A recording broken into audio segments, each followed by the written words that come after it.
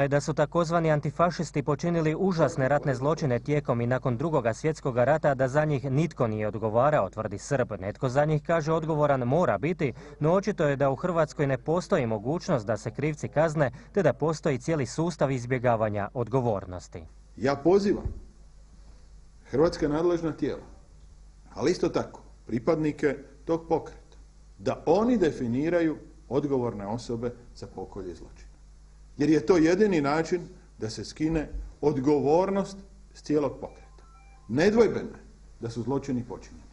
Nedvojbeno je da za njih niko odgovarao nije. Upravo je stoga dodjela nagrada dvojici pojedinaca koji se spominju kao mogući okrivljenici provokacija hrvatske političke javnosti, kojoj, upozorava Srb, nije cilj poboljšanje hrvatsko-srpskih odnosa, kao što to uostalom ističe, nije ni naslovnica lista Srpskog narodnog vijeća kojom se ruga sudaru dva hrvatska vojna zrakoplova. To je isto tako najbolji dokaz